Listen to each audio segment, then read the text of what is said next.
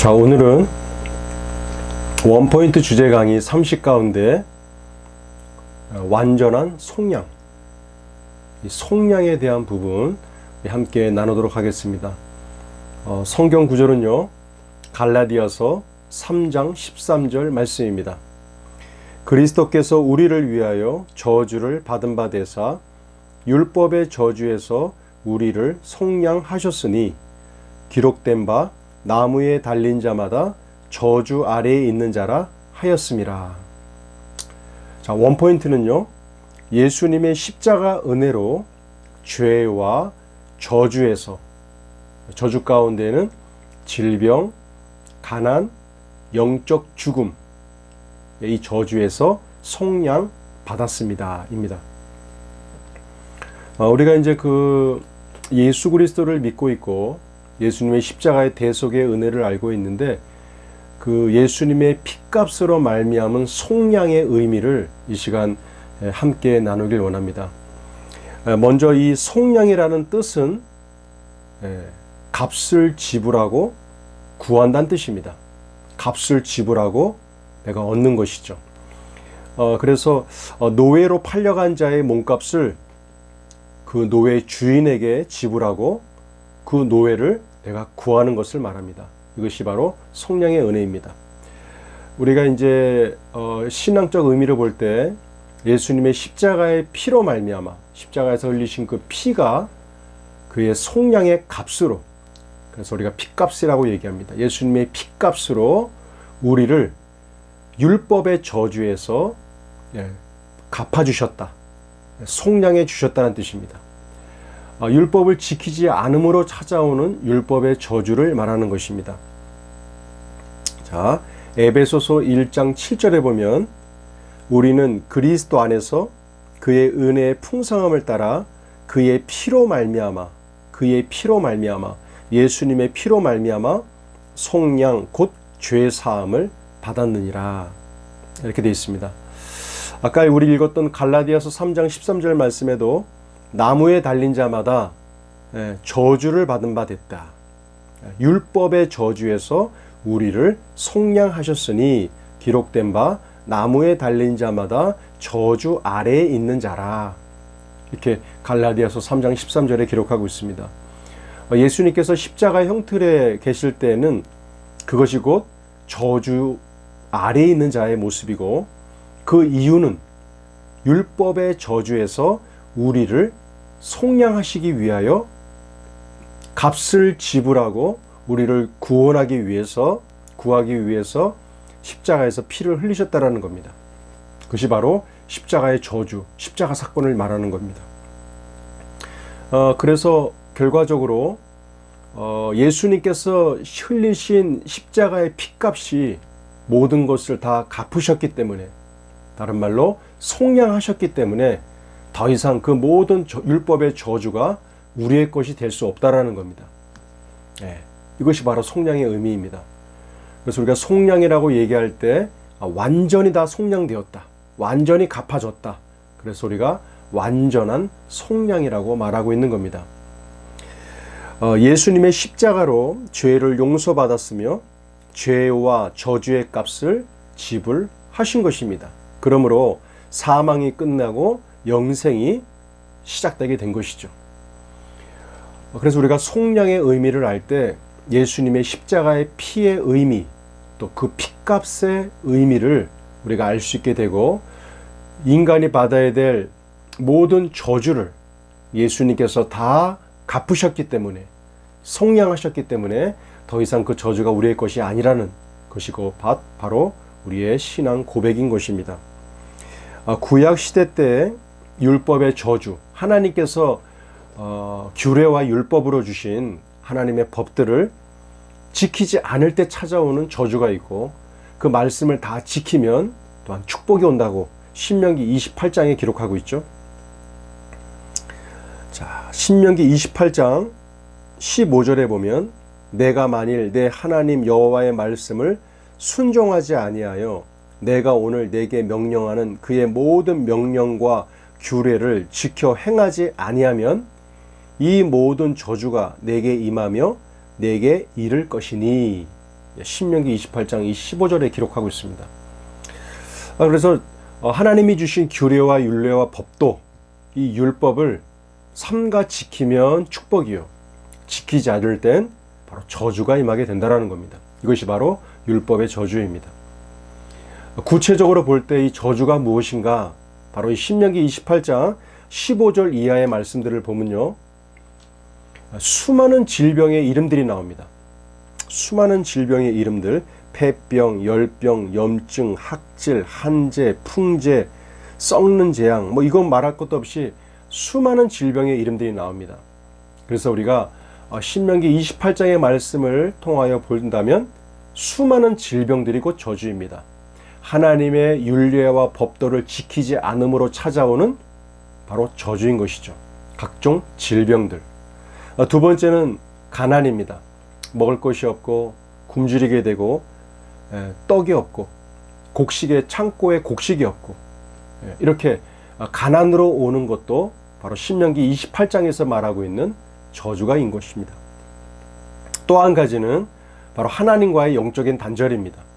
하나님과의 관계가 끊어지게 된 것이죠. 그래서 하나님으로부터 공급받아야 될 그 놀라운 축복들을 다 받지 못하게 되는, 이렇게 영적 죽음 가운데 이르는 이 세 가지, 율법의 저주는 바로 이 세 가지인 것입니다. 각종 질병, 가난, 영적인 죽음들, 하나님과의 관계가 단절된 것, 이것이 바로 신명기 28장에서 말씀하고 있는 바로 율법의 저주입니다. 근데 이 율법의 저주들이 예수님의 십자가의 피로 말미암아 그 은혜로 속량됐다라는 것이 중요합니다. 그래서 더 이상 그 율법의 굴레 가운데 있는 이 저주들, 그것이 곧 우리 것이 아니라는 거죠. 왜냐하면 예수님이 갚으셨기 때문입니다. 우리가 신앙생활 가운데도 마찬가지입니다. 우리의 신앙 고백 가운데 내가 예수님의 십자가를 믿고 그의 죽으심을 믿고 그의 부활을 믿고 있다면 우리가 이렇게 고백해야 할 것입니다. 율법의 저주는 더 이상 내 것이 아니라 우리가 담대하게 고백해야 합니다. 또한 각종 질병들도 내 것이 아님을 우리가 고백해야 할 것입니다. 두 번째는 가난에 대한 부분도 더 이상 가난이 내 것이 아님을 고백해야 합니다. 세 번째는 하나님과의 영적인 단절도 예수님의 피로 말미암아 다 갚으셨기 때문에 난 하나님과의 화평한 자요, 하나님과의 관계가 원활한 자라고, 왜냐하면 예수님께서 다 갚으셨기 때문입니다. 우리가 이렇게 신앙 고백 가운데 나아가야 할 것입니다. 이 과정 속에서 좀 더 성숙한 신앙의 모습들은 필요하지만 우리가 우리의 신앙 고백, 믿음의 중심만큼은 우리의 율법의 저주가 예수님의 피로 말미암아 다 갚아졌다, 다 치러졌다라는 신앙 고백을 우리가 갖고 살아갈 때 우리의 삶 속에 전진적인 축복과 은혜가 더 넘치게 될 줄로 생각되어집니다. 여기서 우리가 참고적으로 영적 죽음이라고 얘기할 때 성경에서는 죽음에 대한 의미로 세 가지의 뜻이 포함되어 있음을 알 수 있게 됩니다. 첫 번째 죽음은 바로 영적 죽음입니다. 이 영적 죽음은 바로 하나님의 생명이 떠난 자들을 말합니다.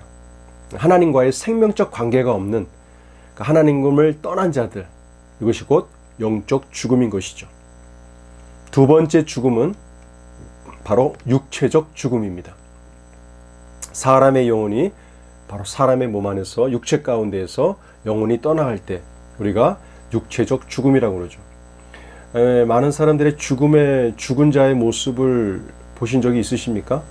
죽은 자의 모습을 보게 되면 꼭 잠자고 있는 것 같습니다. 잠자고 있는 것 같아요. 그러니까 우리가 죽었다고 표현할 때 바로 그 몸 안에 있는 영혼이 빠져나갔다는 뜻이죠. 이것이 곧 육체적 죽음인 것입니다.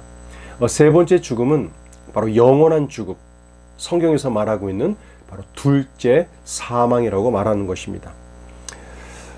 계시록 2장 11절에 보면요, 귀 있는 자는 성령이 교회들에게 하시는 말씀을 들을지어다. 이기는 자는 둘째 사망의 해를 받지 아니하리라, 이렇게 되어 있습니다. 또 계시록 20장 14절에 보면요, 사망과 음부도 불못에 던져지니 이것은 둘째 사망 곧 불못이라, 이렇게 되어 있습니다. 둘째 사망이라는 것은 우리 육체적 죽음 이후에 우리가 하나님의 심판 가운데 바로 영원한 죽음으로 불목 가운데 빠지게 되는, 우리가 소위 얘기하는 지옥 가운데 들어가게 되는 바로 둘째 사망을 얘기합니다. 우리가 신앙생활 가운데 믿음으로 나아가는 하나님이 우리에게 허락하신 생명과 영생에 대한 부분은 바로 둘째 사망의 해를 입지 않는 바로 내세 가운데 바로 그 순간을 그 영혼의 때를 예비하는 우리의 믿음의 삶임을 우리가 볼 수 있게 됩니다. 자, 속량에 대한 첫 번째 의미는 율법의 저주에 대한 값이 예수님의 피로 말미암아 다 치러졌다라는 것이고, 이제 두 번째 속량의 의미는 바로 예수님께서 우리를 피로 값주고 사신 자가 되었기 때문에 더 이상 내 인생의 주인은 내가 아닌 바로 예수님께서 내 인생의 주인이시라는 겁니다. 지금까지 우리가 예수님을 영접하기 이전까지의 나의 인생은 내가 내 인생의 주인이었고, 내가 계획하였고, 또한 내가 원하는 삶, 내 꿈을 향하여 살았지만 예수님의 핏값으로 삶받은, 더 이상 내가 내 인생의 주인이 아닌 예수님의 피로 말미암아 나를 사셨기 때문에 내 인생의 주인은 바로 예수님이시라는 겁니다. 자, 고린도전서 7장 23절에 보면요, 너희는 값으로 사신 것이니 사람의 종이 되지 말라. 또한 고린도전서 3장 23절에 보면요, 너희는 그리스도의 것이요 그리스도는 하나님의 것이라. 너희는 그리스도의 것이라. 왜냐하면 예수님께서 예수님의 십자가의 피로 말미암아 우리를 값주고 사셨기 때문입니다. 바로 속량하셨기 때문이죠.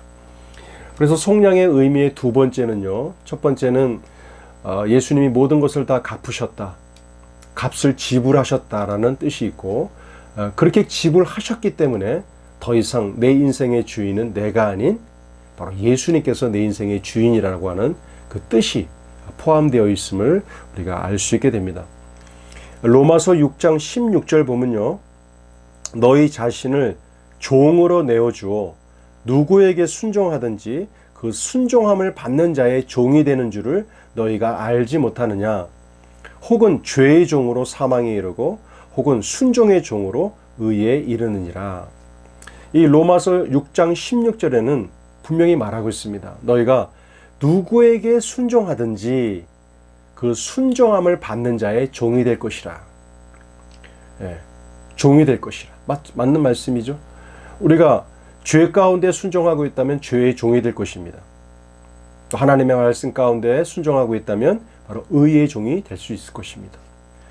그래서 항상 내 인생의 주인은 내가 아닌 예수 그리스도라고 인정하고 그분께 내 인생을 맡겨드리고 그분을 의지하고 그분께 의탁하며, 갈라디아서 2장 20절에도 나오지만 이제는 더 이상 내가 사는 것이 아닌 내 안에 계신 그리스도로 말미암아가 살아가는 그 인생이라는 것을 항상 고백하며 나아갈 때 우리의 삶 속에 속량의 은혜가 풀어지기 시작하고 그 은혜의 삶 속에 나아가게 될 줄로 믿습니다.